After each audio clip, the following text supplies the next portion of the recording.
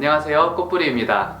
오늘은 빅데이터 취업과 공부에 도움이 되는 것들 2편으로 프로그래밍 언어에 대해서 이야기를 나눠보려고 합니다. 지난 편에서 자격증에 대해서 말씀을 드렸는데요. 못 보신 분들은 이전 영상 참고해주세요. 네, 오늘 이야기하려는 언어는 4가지인데요. 파이썬, R, 자바, C 언어예요. 그러면 이 4가지 언어를 한 번에 다 배워야 될까요? 고민이 되셨을 것 같은데 제가 오늘 영상을 통해서 각 언어의 차이점과 특징에 대해 설명을 드리고 지금 내 입장에서 어떤 언어를 공부하는 게 좋을지 그런 선택에 도움을 드리고자 합니다. 이런 4가지 언어의 차이점에 대해 설명하기에 앞서서 왜 이런 프로그래밍 언어를 배워야 될지 그거에 대해서 먼저 간단하게 설명을 드릴게요. 일반적으로 데이터 분석을 할 때 프로그래밍을 안 배우신 분들은 엑셀을 활용하실 거예요. 저도 개발자로 전향하기 전에 회사에서 엑셀을 정말 많이 사용했고 어떤 면에서는 데이터 분석을 했다고도 볼 수 있는데 왜 굳이 프로그래밍 언어를 배워야 될까? 저는 앞으로도 꼭 개발자가 아니신 분들도 이런 프로그래밍 언어들을 배워서 데이터 분석을 하실 미래가 곧 다가오고 있다고 생각을 하는데 그 이유가 한 3가지 정도가 있어요. 먼저는 데이터 양이 많아지게 되면은 엑셀 같은 프로그램은 버벅거립니다. 그리고 두 번째는 그대로 내가 분석하고 내가 처리한 결과를 재현해내기가 되게 힘들어요. 반면에 이런 프로그래밍 언어들은 명령어 기반으로 되어 있기 때문에 그대로 재현하기가 쉽습니다. 이런 재현이 중요한 분야는 연구에서 또 되게 중요한데요.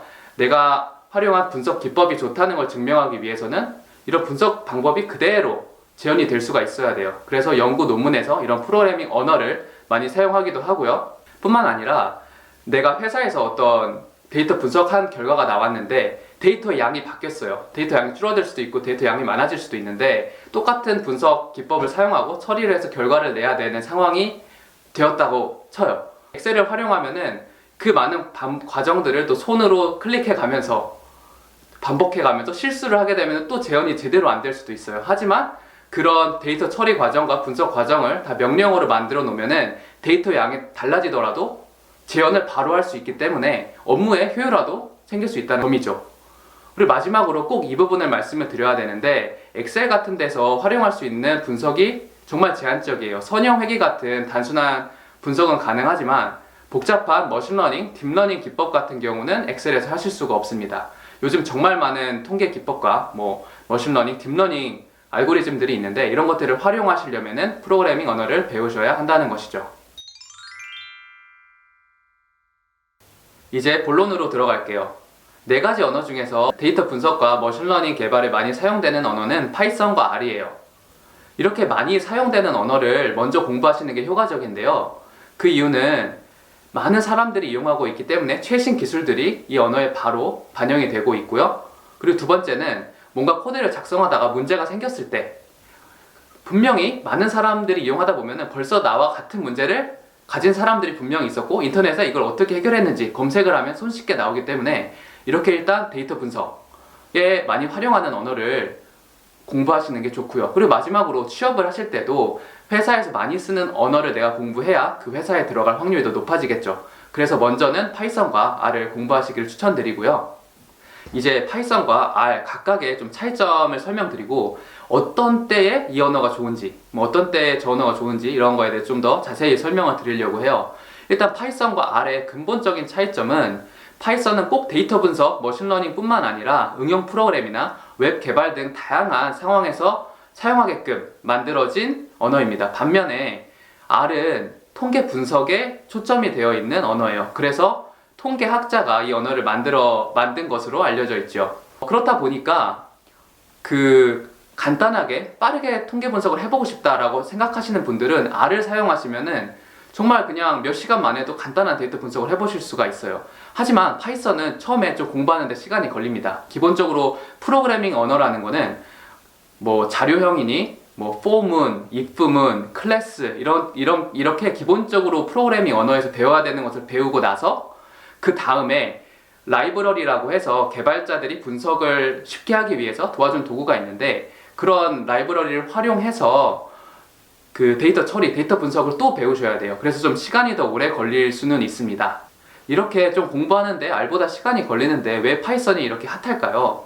그거는 파이썬은 분석한 결과 머신러닝 모델에 대해서 이제 보고서 형태로도 만들 수 있지만 이걸 응용 프로그램으로 손쉽게 만들 수가 있어요. 이게 무슨 얘기냐면 내가 만든 인공지능 모델을 인터넷 같은데 다른 사용자들이 이용할 수 있도록 모델을 서빙하는 것. 그러니까 모델을 다른 사람도 이용할 수 있는 소프트웨어로 만들기가 정말 수월해요. 반면에 R 같은 언어는 분석한 결과를 보고서로 만들어내고 인사이트로 만들어내기는 좋은데 이렇게 소프트웨어를 실제로 활용하기는 어려운 단점이 있습니다.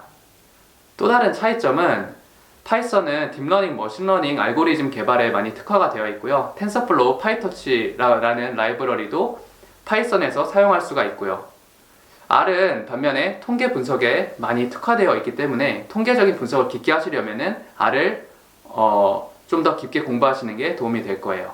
제가 영국에서 데이터 사이언스 석사를 할 때에도 통계 방법론이나 스태티스티컬 러닝 같은 수업에서는 다 R을 사용해서 수업을 진행했었고요. 아티피셜 인텔리전스라는 수업에서 머신러닝을 개발하고 이런 것을 배울 때는 파이썬을 사용했었습니다. 네, 세 번째 설명드릴 언어는 자바입니다. 자바로도 머신러닝, 딥러닝을 돌릴 수가 있고 이렇게 데이터 분석을 할 수가 있는데 파이썬이나 R에 비해서 많이 사용되고 있지 않은 편이에요. 그래서 국비 지원 과정을 고르실 때 만약에 20-30% 이상 자바로 구성되어 있는 과정이 있다면 데이터 분석이랑은 좀 거리가 있다라고 보시고 선택할 때 참고해 주시면 좋을 것 같고요. 그래도 백엔드 웹 개발에 있어서는 자바가 워낙에 국내에서 많이 사용되고 있기 때문에 다른 전반적인 개발 분야에도 관심이 있으시다면 파이썬과 R을 먼저 공부하신 다음에 자바를 배워보시는 것도 도움이 될 수 있습니다. 네 번째로 설명드릴 언어는 C 언어입니다. C 언어, C++ 이런 걸 통틀어서 말씀을 드리는데요.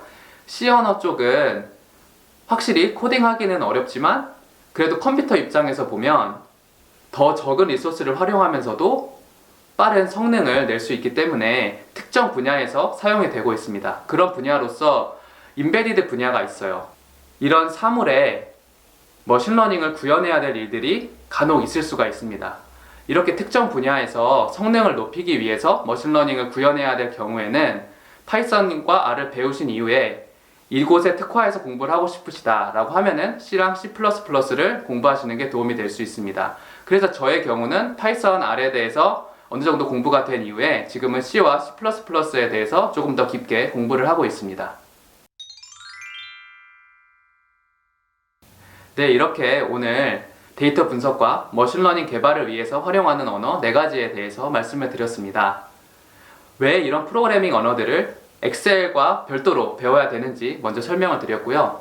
파이썬과 R이 많이 사용이 되기 때문에 먼저 공부하시는 것을 추천드렸고 머신러닝과 딥러닝에 대해서 깊게 연구하고 싶으신 분들은 파이썬을 더 깊게 공부하시고 프로그램을 만들어서 서비스하는 것보다 비즈니스 인사이트를 내고 통계적으로 깊게 공부하는 거에 더 관심이 있으신 분들은 R을 더 깊게 공부하시는 것이 좋다 이런 말씀을 드렸습니다.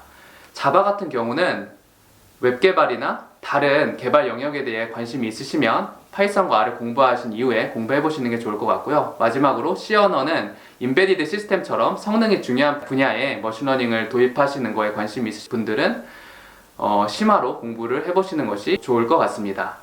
앞으로도 머신러닝과 데이터 분석에 도움이 되는 것들에 대해서 지속적으로 영상을 만들어서 올릴 예정이고요. 오늘 영상이 도움이 되셨다면 구독과 좋아요 부탁드립니다.